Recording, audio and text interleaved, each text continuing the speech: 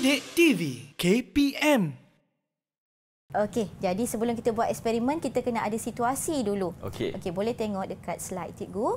Okey, ada dua situasi di mana botol plastik sebelum disejukkan. Okey, kemudian yang B adalah botol plastik selepas disejukkan. Apa yang diperhatikan?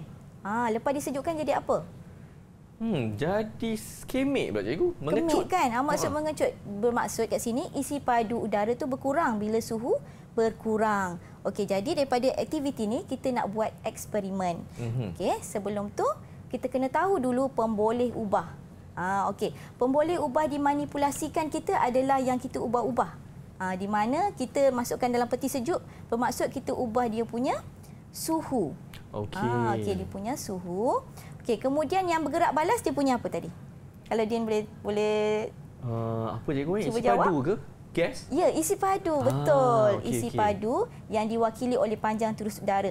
Okey, sebab eksperimen ni kita tak boleh nak ukur isi padu, jadi kita ada turus udara. Nanti cikgu terangkan dalam radas ni lah. Okey, Okey, kemudian dimalarkan adalah tekanan dan juga jisim udara. Okey, inference untuk eksperimen ini, murid-murid mesti dah tahu macam mana nak buat inference, ayat inference, iaitu suhu suatu gas mempengaruhi isi padu gas di mana pemboleh ubah dimanipulasikan mempengaruhi pemboleh ubah bergerak balas. Okey.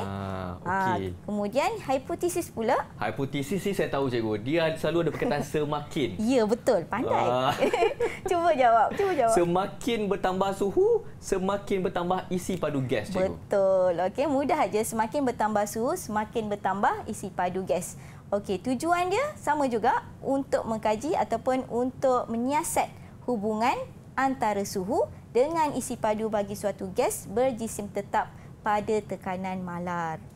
Okey, jadi terus kepada prosedur dia. Sebelum prosedur tu cikgu tunjuklah gambar rajahnya sama macam yang dekat depan ni.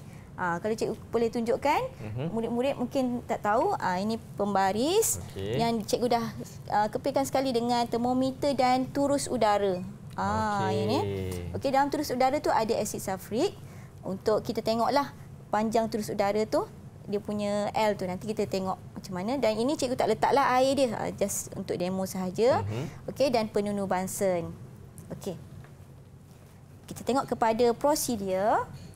Prosedur yang pertama adalah sediakan susunan radas seperti dalam rajah. Kemudian panaskan air dengan perlahan dan kacau air itu secara berterusan sehingga suhu air itu mencapai 30 darjah Celsius. Okey, sekarang 28 darjah Celsius, kita tunggu sampai 30 darjah Celsius. Okey, kemudian kita ambil panjang udara turus udara L. Turus udara L tu yang dekat pembaris tu. Ada nanti cikgu tunjuk dekat gambar. Okey, kemudian ulang langkah tu untuk suhu 40 darjah Celsius, 50, 60, 70, 80. Sehingga 5 data lah. Kita ambil 5 data. Dan akhir sekali rekod semua bacaan panjang turus udara L dalam jadual. Sekarang ni isi padu tu kita ukur melalui panjang turus udara. Okey, dia nak tengok tak eksperimennya? Nak cikgu, eksperimen lah, seronok. Okey, jom kita tengok video demonstrasi eksperimen hukum Charles. Jom murid-murid semua kita buat eksperimen hukum Charles. Langkah pertama, susun radas seperti dalam rajah. Langkah kedua, masukkan beberapa ketol ais ke dalam bikar sehingga suhu termometer menunjukkan bacaan 10 darjah Celsius. Kemudian ambil bacaan panjang turus udara. Langkah ketiga, panaskan air dengan perlahan dan kacau secara berterusan sehingga suhu mencapai 20 darjah Celsius. Kemudian ambil bacaan panjang turus udara.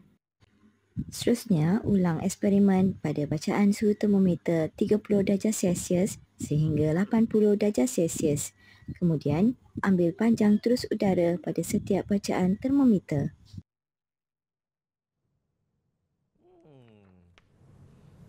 Menarik ni cikgu. Kan? Menarik. Jom kita ukur bacaan dia. Cikgu dah ambil gambar dah untuk bacaan dia. Okey. Okey, kita tengok yang pertama tu. Yang sebelah sana adalah termometer.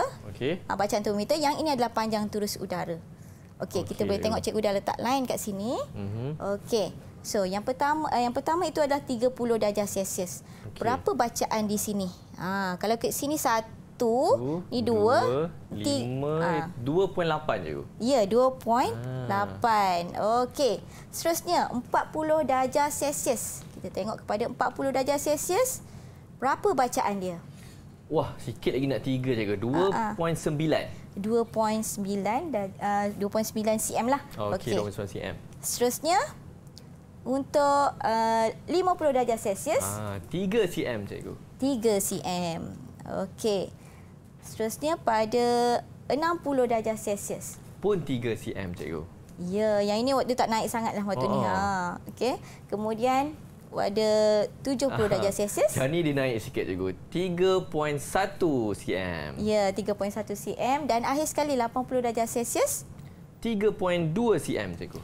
Okey, 3.2 cm. Jadi kalau daripada data ni, apa yang dinampak? Panjang turus udara tu berkurang ke bertambah? Bertambah, cikgu.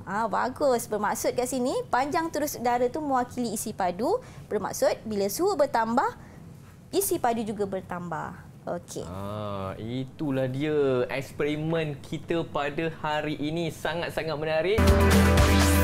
Didik TV KPM